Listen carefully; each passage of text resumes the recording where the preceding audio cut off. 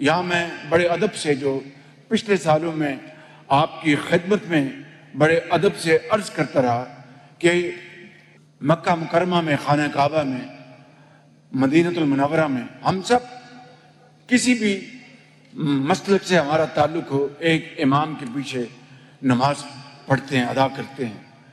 واپس آ کر آپ سب کو اپنا اپنا حق حاصل ہے کہ آپ اپنے طریقے سے اپنے مسالک کے مطابق نماز ادا کریں، لیکن وہ جو ابدی پیغام وہاں سے لے کے آتے ہیں، محبت، اظہار، یگانگت، ایک دوسرے کے دکھ اور درد میں شریک ہونا، میں سمجھتا ہوں کہ اس پیغام کو ہمیں ہمیشہ نہ صرف یاد رکھنا ہوگا بلکہ اپنے آنے والی نسلوں کو یہی پیغام ہمیں ہر وقت دینا ہوگا۔ ہمیں تحریک پاکستان کی روح کو کبھی فراموش نہیں کرنا چاہیے۔ جب سب مسلمان مسلکی شناخت کو پسے پس ڈالتے ہوئے، اور یہ حقیقت ہے کہ جب پاکستان بن رہا تھا تو حضرت قائد اعظم کی عظیم لیڈرشپ میں تمام مسالک کے علماء ایک خدا، ایک قرآن اور ایک رسول کو ماننے والے ان کے پیچھے تھے۔ اور اب جب جنگ ہوئی پچھلے سال، پوری قوم یکجاں و غالب تھی۔ خلیج میں جو جنگی صورتحال بنی، پوری قوم ایک لڑی میں پروئی ہوئی تھی۔ تو پھر کیوں نہیں ہم باقی اوقات میں اس ملک کو عظیم بنانے کے لیے، عظیم خداداد ملک پاکستان کو دنیا میں باوقار بنانے کے لیے ہم ایک ایجنڈا پر اتحاد کیوں نہیں کر سکتے؟ تو میں گزارش کر رہا تھا کہ پاکستان جیسا عظیم معجزہ اسی اتحاد کا نتیجہ ہے۔ ختم نبوت کا مطلب بھی وحدت امت ہے۔ قرآن مجید کا دو ٹوک اعلان ہے کہ آپ صلی اللہ علیہ وسلم خاتم النبیین ہیں۔ ہم سب نبی کریم کی امت ہیں، اس لیے ہمیں صرف اسی ایک مرکز کی طرف رجوع کرنا ہے۔ اللہ تعالیٰ نے ہمیں موقع دیا تو ہم نے امت مسلمہ کو متحد کرنے کی ایک حقیر مگر مخلصانہ کوشش کی۔ مشرق وسطیٰ ایک بڑے بحران کے دہانے پر کھڑا تھا اور ہم نے ایک طرف جنگ بندی کے لیے مسلسل کوشش کی اور دوسری طرف مسلمانوں کو اکٹھا کرنے کے لیے دن رات ایک کیے رکھے۔ اور میں یہاں پر فیلڈ مارشل سید عاصم منیر کو دل کی گہرائیوں سے میں تحسین پیش کرنا چاہتا ہوں، جو اس پورے عرصے میں پوری طرح مصروف عمل رہے۔ الحمدللہ ہماری یہ مشترکہ محنت رنگ لائی اور عارضی جنگ بندی ممکن ہوئی۔ امن دشمنوں نے ایڑی چوٹی کا زور لگایا کہ مشرق وسطیٰ کے مسلمانوں کو تقسیم کر دے، ان کے اتحاد کو پارا پارا کر دیں، ان میں نفرت کا زہر گھول دیں، مگر اللہ تعالیٰ کے بے پایاں فضل و کرم اور شکر ہے کہ وہ اس پہ کامیاب نہ ہو سکے۔ ان مخلصانہ کاوشوں کا بہترین نتیجہ معاہدہ مکہ المکرمہ کی صورت میں ہمارے سامنے ہے، اور ان تین جو بھائی ممالک ہیں، سعودی عربیہ، ترکی، پاکستان، ان کے سفیر یہاں پر موجود ہیں۔ Brother, would you like to stand up and let's give him a big hand.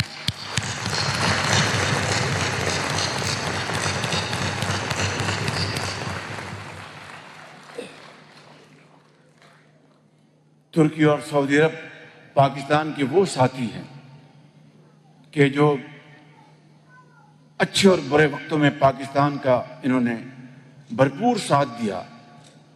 میں تفصیل میں جائے بغیر یہ کہوں گا، ترکی، ان کی عوام، ان کی حکومت، ان کے صدر میرے بہت پیارے بھائی طیب اردوان، اور سعودی عرب کے عوام ہمارے وہاں پر بھائی بہن، اور سعودی عرب کی حکومت اور میرے انتہائی پیارے بھائی کراؤن پرنس محمد بن سلمان پاکستان کے ساتھ ایک آنی دیوار کی طرح کھڑے تھے۔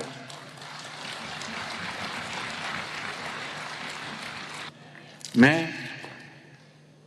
یہاں پر یہ گزارش کروں گا کہ آج پاکستان کے اندر بھی ہمیں اسی وحدت اتحاد کی شدید ضرورت ہے، اور اس کے لیے آپ جیسے جید علماء جو یہاں پر تشریف فرما ہیں، آپ کو اپنا کلیدی کردار ادا کرنا ہے، عوام کو فتنہ پرور اور مفاد پرست عناصر سے بچانا ہے جو انہیں تقسیم کرنا چاہتے ہیں۔ حاضرین کرام، مہذب دائرے میں رہتے ہوئے علمی اختلاف میں کوئی حرج نہیں۔ ہمارے اسلاف نے بھی اختلاف کیا، لیکن ان کے اختلاف نے ہماری علمی روایت کو مالا مال کیا۔ ہمیں ان کے اس مثالی کردار کو سامنے رکھنا ہے، اپنی بات کہنی ہے اور دوسرے کو بھی یہ حق دینا ہے کہ وہ بھی اپنی بات کھل کر کہے۔ اس مثبت رویے سے اختلاف رحمت بن جاتا ہے اور سماج علمی اور فکری ارتقاء کی منازل طے کرتا ہے۔ آج امت مسلمہ کو جو فکری چیلنج درپیش ہے، آپ ان سے اچھی طرح واقف ہیں۔ نئی نسل کے سوالات جو جدید علم سے پھوٹے ہیں جواب طلب ہیں۔ گمراہ کن خیالات نئی نسل کو اپنا شکار بنا رہے ہیں۔ فرقہ واریت نوجوانوں کے ذہن کو آلودہ کر رہی ہے۔ انتہا پسندی انہیں دہشت گردی کا راستہ دکھا رہی ہے۔ سیاسی مفاد پرست ان کے اخلاق پر ڈاکہ ڈال رہے ہیں۔ ہمیں اپنے بچوں کو ان تمام فتنوں سے بچانا ہے۔ نئی نسل کی اخلاقی تربیت کے لیے سب سے پہلے ان کے ذہن کو مطمئن کریں۔ اس کے لیے آپ جیسے جید علماء اور اسکالرز کی شدید ضرورت ہے، شاید اس سے پہلے کبھی نہیں تھی۔ ہمارے نبی کریم صلی اللہ علیہ وسلم نے ہمیں نصیحت فرمائی کہ حکمت مومن کی گمشدہ میراث ہے۔ ہم نے اسوہ حسنہ سے رہنمائی لیتے ہوئے اس حکمت کے ساتھ نئی نسل کے ذہنوں کو مطمئن کرنا ہے، انہیں روایت کا علم دینا اور اس کے ساتھ ساتھ جدید علوم بھی سکھانے ہیں۔ یہی فرمان امروز ہے، مشرق سے ہو بیزار نہ مغرب سے حذر کر، فطرت کا اشارہ ہے کہ ہر شب کو سحر کر۔ آج جس ہستی کو یاد کر رہے ہیں ہم سب، جن کے ساتھ اپنی نسبت پر فخر کر رہے ہیں، انہیں اللہ تعالیٰ نے رحمت العالمین بنایا۔ حاتم طائی کی بیٹی جو مسلمان نہیں تھی، نبی کریم صلی اللہ علیہ وسلم کے حضور پہنچی، اس نے اپنا تعارف کروایا، میں اس باپ کی بیٹی ہوں جو مہمان نواز ہے، ہر کسی کو سلام کرتا ہے، کسی حاجت مند کو خالی ہاتھ نہیں لوٹاتا۔ آپ نے فرمایا یہ تو مومنوں کی صفات ہیں۔ آپ صلی اللہ علیہ وسلم نے نہ صرف اس خاتون کو آزاد کرنے کا حکم دیا بلکہ اس کے لیے سواری کا بھی اہتمام فرمایا۔ سیرت نگاروں نے ایسے بہت سے واقعات نقل کیے ہیں جو بتاتے ہیں کہ آپ ساری انسانیت کے لیے باعث رحمت تھے۔ آپ کا امتی ہونے کا ایک تقاضا یہ بھی ہے کہ ہم بھی سب کو امن اور رحمت کا پیغام دیں۔ میں یہاں پر ختاماً یہ کہنا چاہوں گا کہ نبی کریم صلی اللہ علیہ وسلم کے ارشادات کے مطابق ہمارے ہاتھ اور زبان سے کسی کو تکلیف نہ پہنچے۔ ہم اپنے کردار سے آپ کے اس پیغام رحمت کو عام کریں۔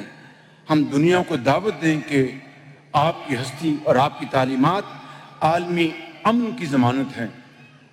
آپ کا پیغام پوری دنیا کے لیے محبت کے پھول برساتا ہے، اور اسی لیے وہ نبیوں میں رحمت لقب پانے والا، مرادیں غریبوں کی بھر لانے والا، مصیبت میں غیروں کے کام آنے والا، وہ اپنے پرائے کا غم کھانے والا، اتر کے حرا سے سوئے قوم آیا اور ایک نسخہ کیمیا ساتھ لایا۔